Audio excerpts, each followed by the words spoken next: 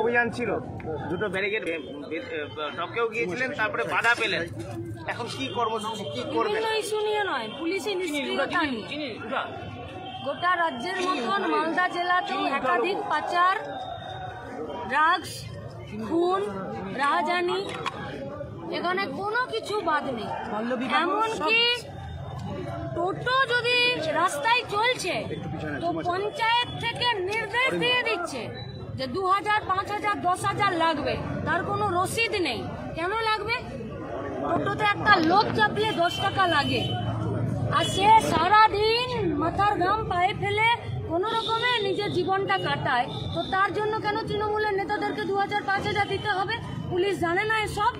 তো পুলিশ কি রাস্তার মোড়ে মোড়ে দাঁড়িয়ে থেকে শুধু ট্রাক থেকে আর বাস থেকে টাকা আদায় করার জন্য আছে, আর মানুষকে ভয় দেখানোর জন্য, আর যারা মানুষের উপরে অত্যাচার করবে তাদের হয়ে কাজ করার জন্য?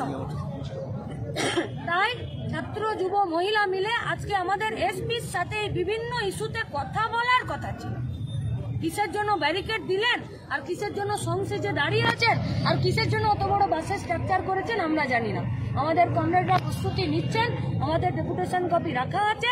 যদি ওদের সত্যিকারের দক্ষতা, যোগ্যতা এবং সাহস থাকে আমাদের সাথে কথা বলবে, নইলে এই কথা গোটা মালদা জেলা এর পরে আবার বলবে। আজকে কতক্ষণ বসে থাকবেন? যতক্ষণ ডেপুটেশন নেবে না ততক্ষণ?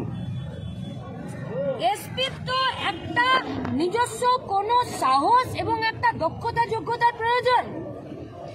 এমনি এমনি তো 3টে অর্গানাইজেশন বেরিয়ে যায়নি রাস্তায়, নিশ্চিত তার কিছু কথা আছে। তাহলে এসপির কি উচিত ছিল না যে একবার তারা কি বলছে শুনেনি? নাকি তৃণমূলের টাকা কানে গোঁজা আছে বলে বাকি আর কিছু শুনতে পাচ্ছে না?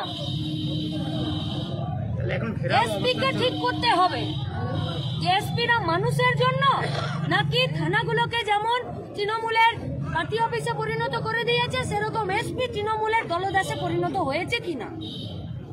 কথা তো শুনবে যে কি বলতে এখন কি চাইছে, চাইছেন? এখন কি বলতে চাইছে সেই কথা তো শুনবে। না বললে এসপির দায়িত্ব এসপি নিজে নেবে। এইভাবে কি পথে বসে থাকবেন? এবারে এভাবে বসে থাকবো, কিভাবে বসে থাকবো সেটা এসপি ঠিক করবে।